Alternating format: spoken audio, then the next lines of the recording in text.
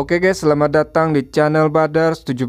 Kali ini admin akan membahas lanjutan anime Geikusuki Sama berdasarkan light novel. Sebelum ke pembahasannya, alangkah baiknya bantu channel ini dengan tekan tombol subscribe, biar channel ini bisa berkembang lagi ke depannya. Oke, kita langsung saja ke pembahasannya. Saat ini, Party Ars bersama Dylan telah berada di ruang pertemuan rahasia Raja Sparrow dengan Makrave. Tepatnya di kastil ibu kota Sauria, Kerajaan Nozan. Raja Sparrow menyambut kedatangan mereka, dan Dylan langsung mengenalkan dirinya pada Raja Sparrow sama Makrave. Ketika Raja Sparrow dan Makrave mendengar bahwa Dylan tetua desa Leletoe datang ke Nozan, mereka berdua tampak sangat senang. Karena dengan datangnya tetua F ke kerajaan Nozan berarti bantuan akan segera datang. Tapi Dylan bilang bahwa dia tidak memiliki wewenang untuk mengirim bantuan tambahan itu. Mendengar itu, tampak kekecewaan di wajah Raja Sparrow dan Makrave. Meski mereka berdua tetap mencoba untuk tetap tenang di hadapan Party Ars dan Dylan. Akan tetapi, Dylan bilang bahwa dia akan pergi ke Kanada untuk menemui Dewan Pusat agar mereka mau memberikan bantuannya. Dylan jelaskan lagi tentang terkait dengan F-Dren yang ada di hutan Ruane bahwa mereka setuju untuk berperang dan bergabung dengan pasukan manusia. Tentu saja mendengar laporan itu, Raja Sparrow dan Makrave tampak sangat senang. Tak lama datang seorang penjaga ke ruangan dan memberikan laporan pada Raja Asparuh. Penjaga itu bilang bahwa kerajaan Devren telah diserang oleh kesatria mayat hidup dan sekarang dalam kehancuran. Laporan itu mengejutkan semua orang. Mendengar kerajaan Devren, Chiome teringat dengan Goemon yang juga lagi menuju kerajaan itu. Akan tetapi, dia belum menerima kabar tentang Goemon di sana. Ketegangan mulai memenuhi ruangan tersebut. Dylan pun berbicara. Dylan bilang dia berencana akan ke Kanada untuk mengumpulkan pasukannya. Jadi, Dylan ingin tahu seberapa jarak kerajaan Salman dari ibu kota Sauria. Dan akan berfokus pada satu kerajaan terlebih dahulu. Raja Sparrow bilang butuh waktu 10 hari dengan memakai kuda. Dylan juga menanyakan hal yang sama tentang kerajaan Devren. Raja Sparrow bilang itu sekitar 8 hari perjalanan pakai kuda. Dylan melihat ke Makrave dan bertanya seberapa jauh ibu kota kerajaan Salman dari Brahnie. Makrave bilang bakal butuh waktu 7 hari dan 6 hari tiba di perbatasan. Jawaban dari mereka berdua dapat disimpulkan oleh Ariane bahwa mereka bakal akan diserang di 2 tempat pada waktu yang bersamaan. Ars bilang kemungkinan kerajaan Suci memiliki jumlah kesatria mayat hidup yang sangat banyak. Mengingat kerajaan Suci menyerang 3 kerajaan sekaligus. Kata-kata dari Ars membuat suasana semakin menegang. Raja Sparrow dan Makrave tubuhnya bergetar karena ketakutan. Dylan bergumam pada dirinya sendiri, jika musuh yang saat ini yang mereka lawan bukanlah jumlah yang sedikit, apalagi tidak mengetahui secara detail kelemahan dari musuh. Jadi, Dylan ingin lebih banyak pasukan lagi. Asparuh bilang Terva anaknya harusnya segera kembali membawa bala bantuan. Asparuh juga menyarankan untuk meminta bantuan juga pada kerajaan Roden, sebab ratu dari kerajaan Roden yaitu Melissa adalah adik Raja Asparuh.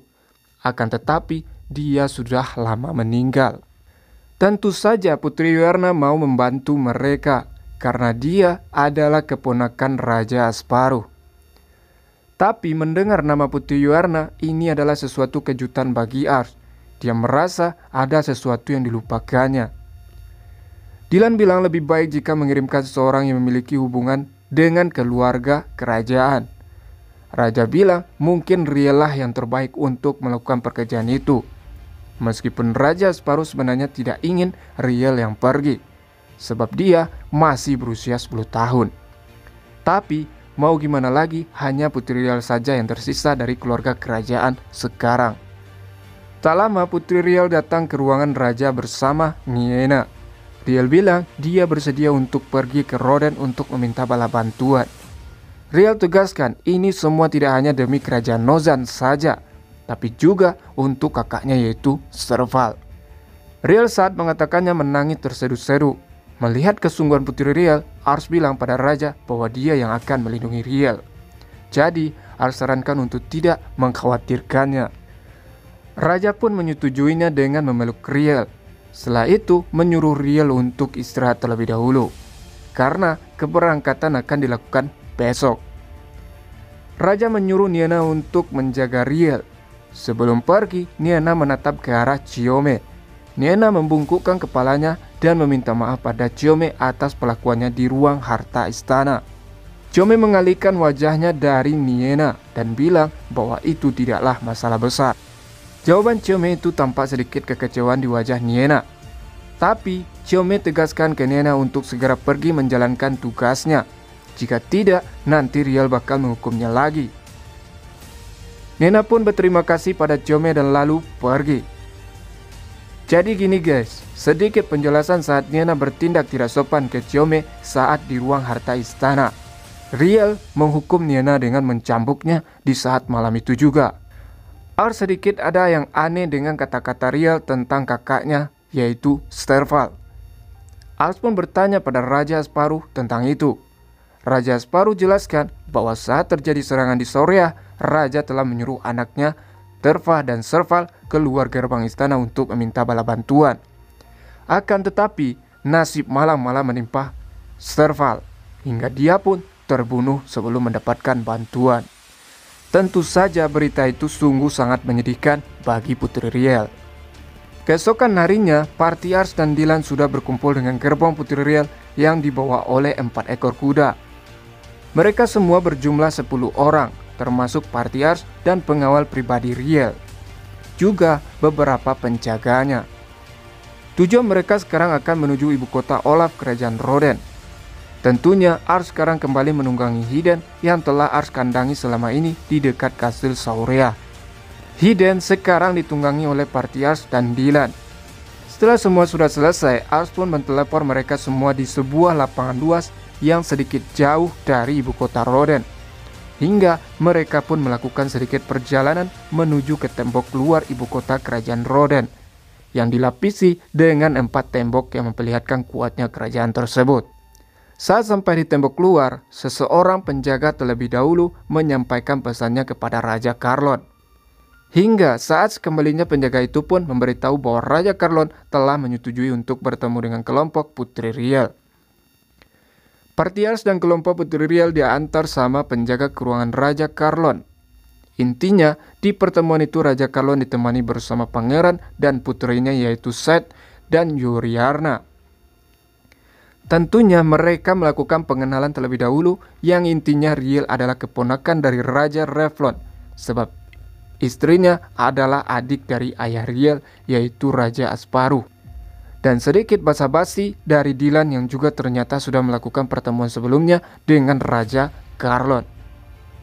Di sini Riel memberikan surat dari ayahnya Asparuh kepada Karlon.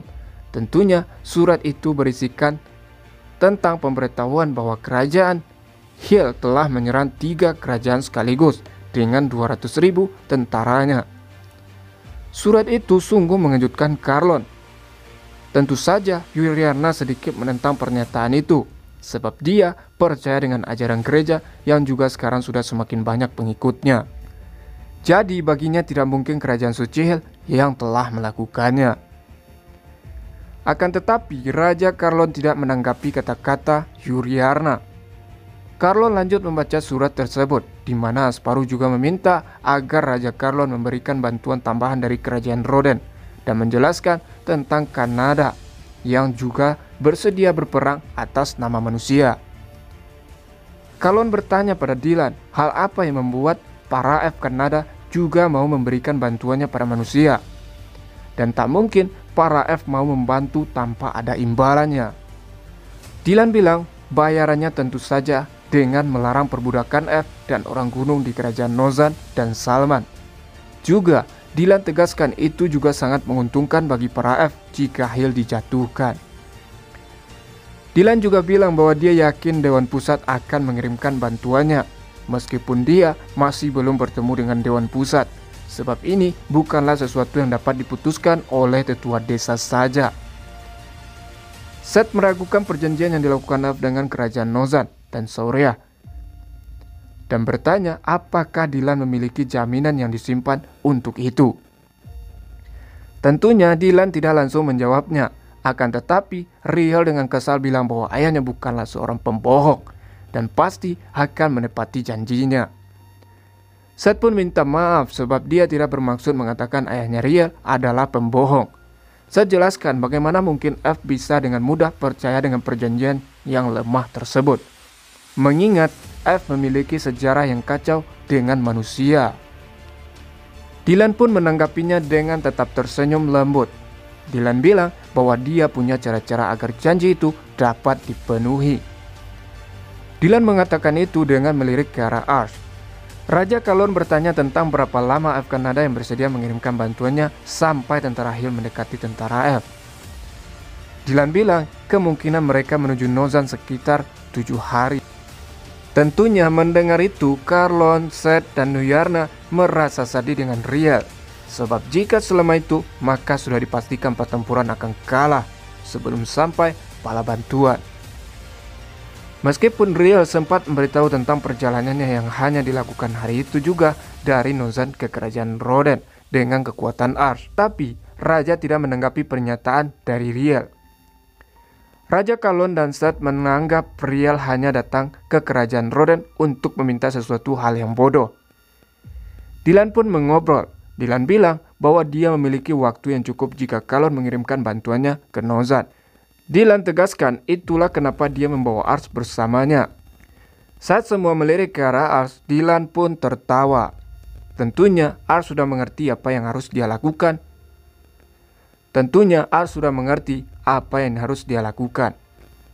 Ars pun berteleportasi tepat di belakang Raja Karlon. Hal itu tentunya membuat mata keluarga kerajaan melebar tanpa bisa berkata-kata lagi. Jadi intinya Raja Karlon bersedia memberikan bantuannya dengan sekitar 5.000 pasukan yang akan dikirimkan ke Nozan. Tentunya dengan dipimpin oleh Seth. Meskipun Nuyarna keberatan dengan keputusan Karlon, sebab yang memimpin pasukan dan bertarung bersama F seharusnya adalah dia. Akan tetapi, keputusan Karlon tidak bisa lagi dibantah. Raja Karlon bilang Nuyarna harus tetap di kerajaan Nozan. Ketika 5.000 pasukan dikumpulkan, Ars pun langsung menteleport semua ke kerajaan Nozan. Oke guys, cukup sampai di situ dulu pembahasan kali ini. Terima kasih sudah nonton sampai habis. Salam Nakama.